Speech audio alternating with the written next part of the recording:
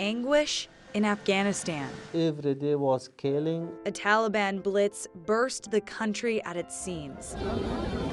Everything I lost, just I couldn't go back to my house. Mohammad was born and raised in Kabul and spent his adult life with the Afghan National Army, working with the United States against the Taliban, making him an immediate target after the takeover.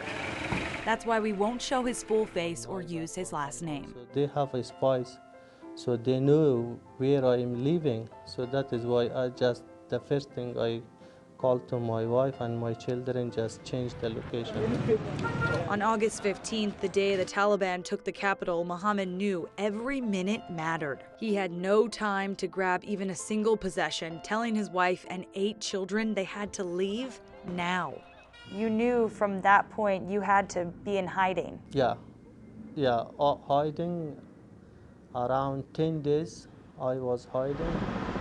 Hundreds of thousands of people were trying to escape at the same time, crowding Kabul's airport. Chaos amid crisis. Shooting, firing. Mohammad and his family spent nearly 2 weeks desperately trying to avoid the Taliban, changing locations each night until his U.S. advisor said it was time for him and his family to try to get to the airport. Unfortunately, the first time I couldn't get in because of the threat, and also there was a lot of crowd, too many people. The advisor directed Mohammad to another gate, but his 19 and 21-year-old children had to ride in a separate car.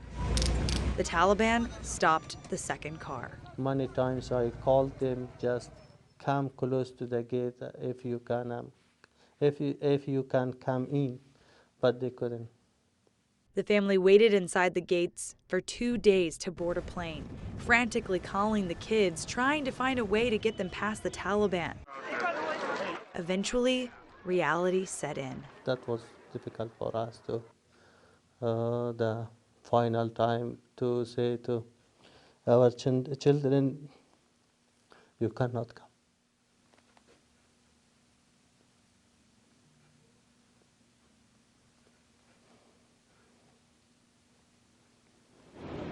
The plane left Kabul.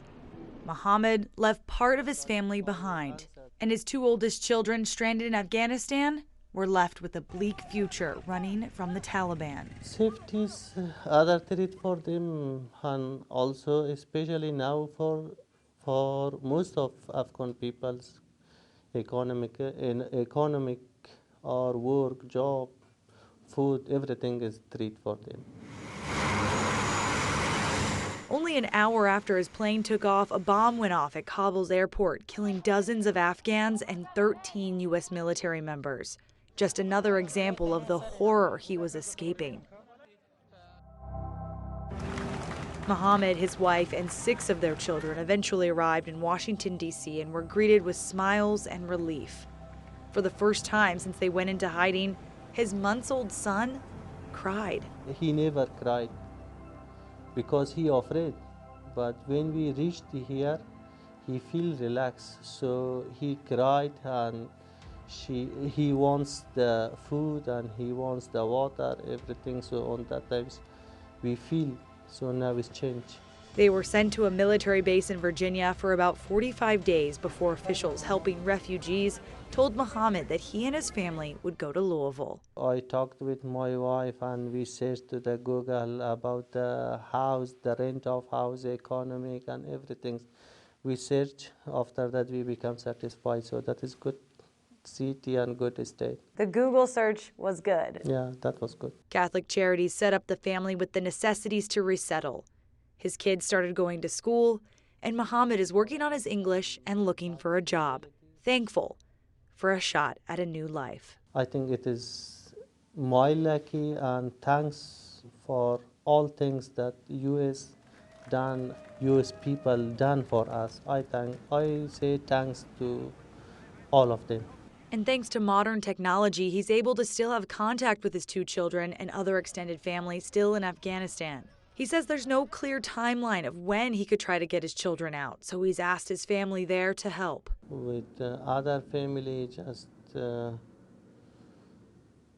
talk with my children, to not miss us, and also to help them. But he's not giving up, Maybe I'll be lucky to, in the future, I will find some way.